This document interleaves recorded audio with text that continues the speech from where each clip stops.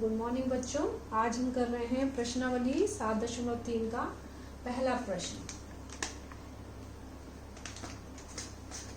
त्रिभुज एबीसी और त्रिभुज डीबीसी एक ही आधार पर बने दो समद्विबाहु त्रिभुज हैं। इस प्रकार है कि ए और डी भुजा बीसी के एक ही ओर स्थित है। ठीक है, ये दोनों समद्विबाहु त्रिभुज है, ये बड़ा और ये जो छोटा सा है बीडीसी। ठीक है, ये और ये दोनों भुजा बराबर है, ये और ये भुजा बराबर है। यदि AD बढ़ाने पर, ये इसका समद्विभाजक है, और AD को बढ़ाने पर ये BC को बिंदु P पर प्रतिच्छेद करे तो दर्शाइए कि ABD, पहले तो ये वाला त्रिभुज ABD और ACD, ये वाला त्रिभुज, ये दोनों त्रिभुज आपने सर्वांग सम दिखाने, पहला भाग ये है। ठीक है, तो पहला भाग हम करते हैं, जिसको हमने सर्वांग सम दिखाने, हम वही दोनों त्रिभुज लेंगे। ठीक है, दोनों त्रिभुज का नाम है त्रिभुज ABD और त्रिभुज ACD में। ठीक है, सर्वांग सम दिखाने के लिए हमें चार जो नियम पड़े थे उन्हीं में से कोई एक नियम इसमें लगेगा। अब देखो बच्चों, अब ABD, अब इन दोनों त्रिभुजों को देखो, इसको और इसको, इसमें देखो ये पहले बोला गया है कि AB और AC क्या है, ये समद्विबाहु त्रिभुज है ना, बड़ा ABC समद्विबाहु है, तो ये दोनों भुजाएं बराबर है, तो ये AB और AC क्या है, बराबर भुजाएं, AB बराबर AC। ये हमें दिया हुआ है, दिया कैसे है, क्योंकि ये समद्विबाहु त्रिभुज है, ये है। दूसरा, दोनों ही त्रिभुजों में देखो ये AD उभयनिष्ठ आ रहा है, AD बराबर है AD, उभयनिष्ठ भुजा जो दोनों ही त्रिभुजों में आ रही हो वो होती है उभयनिष्ठ भुजा, ये उभयनिष्ठ भुजा होगी। अब तीसरा एक और क्या होगा, अब वो बोले देखो ये त्रिभुज BD और ये जो नीचे वाला दूसरा त्रिभुज है, इसकी भुजाएं भी बराबर है, तो BD बराबर है CD, और ये इस त्रिभुज की भी ABD और ACD की भी भुजा है, तो ये और ये भुजा इन त्रिभुजों में बराबर है, यानी BD बराबर है CD।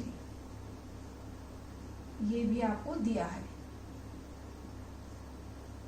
ठीक है, तो ये तीनों भुजाएं SSS, भुजा भुजा भुजा से ये त्रिभुज जो हो गया, ये आपस में सर्वांग सम हो गए। ABD सर्वांग सम त्रिभुज ACD किस नियम से हुआ, ये SSS सर्वांग समता नियम से, सर्वांग समता नियम से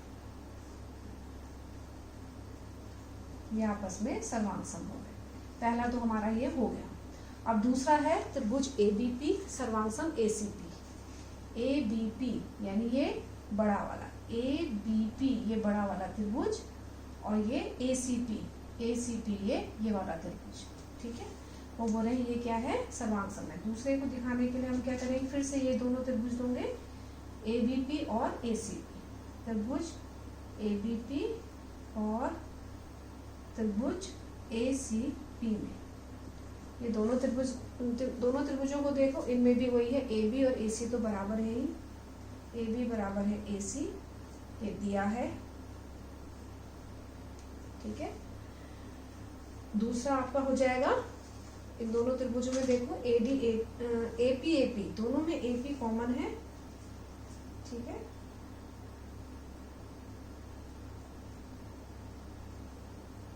AP ये उभयनिष्ठ भुजा है, उभयनिष्ठ भुजा। ठीक है, इन दोनों ही त्रिभुजों में ये भुजा जो है AP दोनों में ही आ रही है। दूसरा, अब ये कोण, क्योंकि वो बोल रहे हैं कि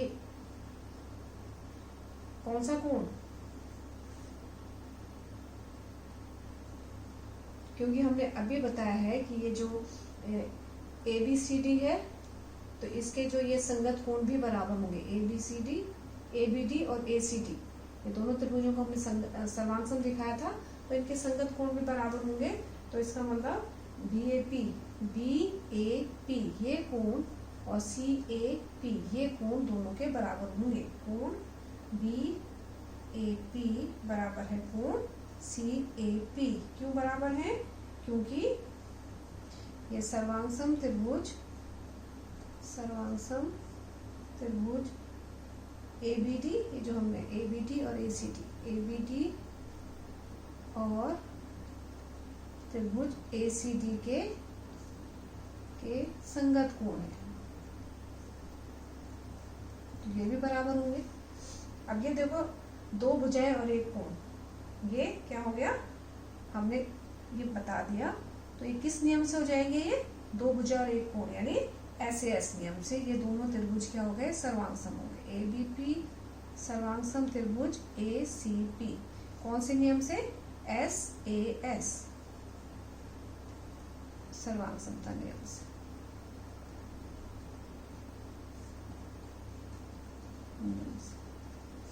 ठीक है, दो भाग हो गए। अब तीसरा भाग देखो बच्चों, तीसरा भाग है AP जो है कोण A और D को समद्विभाजित करना है। आपने ये बताना है कि जो AP है वो A और D दोनों को समद्विभाजित कर रहा है।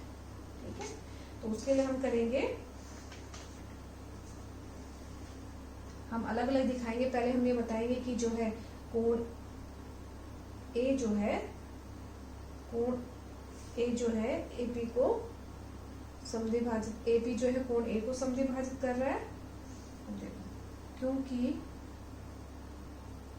हमने अभी क्या किया था, ABD सर्वांगसम त्रिभुज ACD, हमने यहाँ पर ये हमने ऊपर पहले भाग में हमने किया हुआ है।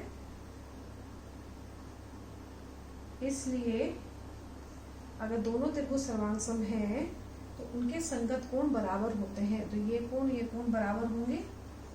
BAP बराबर है कोण CAP। ठीक है, हो गया ना, CPCT से, ये तो है CPCT से। इसका मतलब क्या है, AP जो है कोण A और कोण D को समद्विभाजित करता है।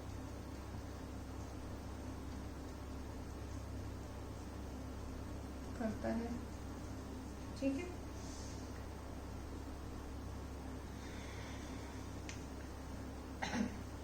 इसी का एक तीसरा भाग इसमें ये तो हुआ कि वो D को कैसे समद्विभाजित करेगा।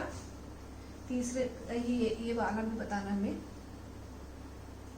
कि त्रिभुज BDP, ये BDP और ये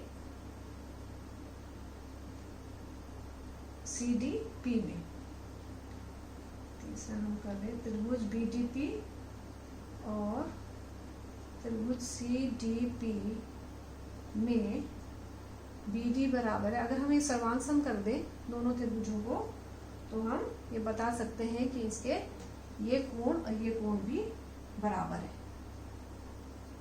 ठीक है, तो BD बराबर है CD,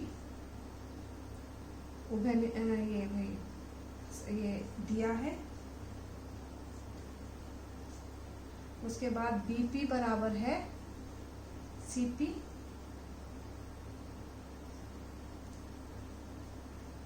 पहले चलो वो कर देते हैं, BP बराबर है CP जो है CPCT से। DP बराबर है DP उभयनिष्ठ भुजा,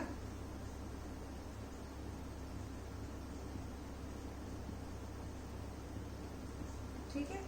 अगर ये S से ये दोनों त्रिभुज सर्वांगसम हो गए, इसलिए त्रिभुज BDP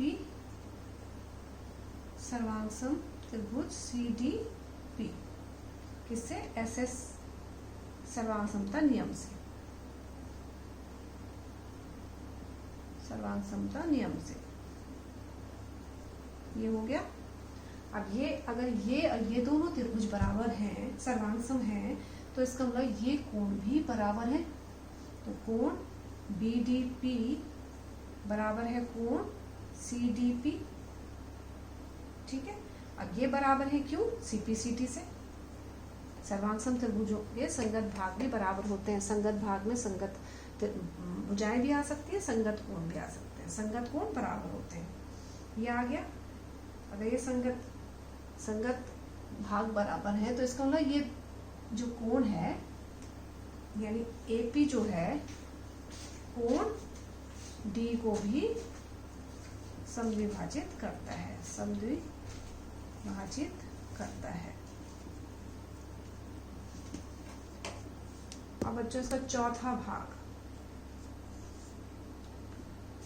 भाग है एपी रेखाखंड बीसी का लंब समद्विभाजक है। चौथे भाग के लिए हम क्या करेंगे, त्रिभुज बीडीपी और सीडीपी, ठीक है। लंब समद्विभाजक मतलब अगर हम ये दिखा दें कि ये 90 अंश का कोण है, ये भी 90 का है, ये भी 90 का है, तो हम ये सिद्ध कर सकते हैं कि जो एपी है बीसी का लंब समद्विभाजक है, मतलब एपी जो है यहाँ पर 90 अंश का कोण बना रहा है, ये हमें दिखाना है। तो उसके लिए हम क्या करेंगे, ये पूरा त्रिभुज लेंगे हम, ये वाला दोनों त्रिभुज सर्वांग है, क्योंकि त्रिभुज बीडीपी सर्वांग त्रिभुज सीडीपी, ठीक,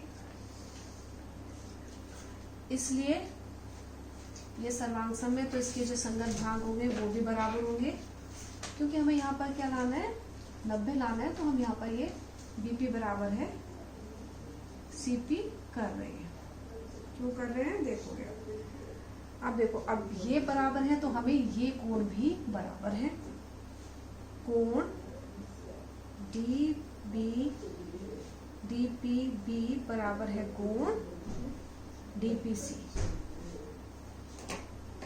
इसके बाद बच्चों यहाँ पर नहीं आ रहा है, इसको यहाँ कर देते हैं। इसके बाद यहाँ डीपीबी बराबर है डीपीसी। अब डीपीबी बराबर है डीपीसी। अब देखो ध्यान से बच्चों, ये जो है यहाँ पर ये रैखिक युग्म बन रहा है, तो रैखिक युग्म क्या होता है, रैखिक युग्म का योग कितना होता है, 180 होता है। अब यहाँ पे लिखोगे क्योंकि कोण डीपीबी प्लस कोण डीपीसी बराबर है 180 अंश। क्यों है, यहाँ पर रैखिक युग्म है, ठीक है, रैखिक युग्म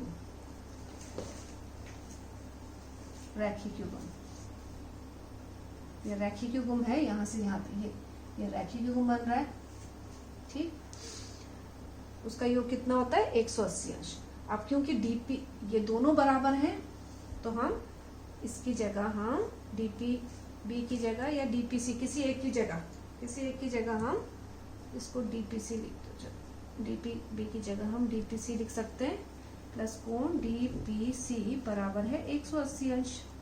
ये कितना हो गया, 2 डीपीसी, एक डीपीसी बराबर 180 अंश, और कोण डीपीसी बराबर है 180/2 यानी 90 अंश, ठीक है। अब ये जो आ गया डीपीसी, ये 90 आ गया। अगर ये 90 है तो डीपीबी भी 90 होगा, है ना। इम्प्लाइज कोण यानी आएगा, नीचे लिख देते हैं, इसका मतलब कोण डीपीबी भी 90 होगा, ठीक है। ये 90 आ गया। इसका मतलब क्या है, implies that कि एपी रेखाखंड, एपी जो है बीसी का लंब समद्विभाजक, यहाँ लिख दोगे। implies that एपी को रेखाखंड बीसी का लंब समद्विभाजक है, यहाँ जगह नहीं है, समद्विभाजक है। ये हमने प्रूफ करना था, प्रूफ्ड।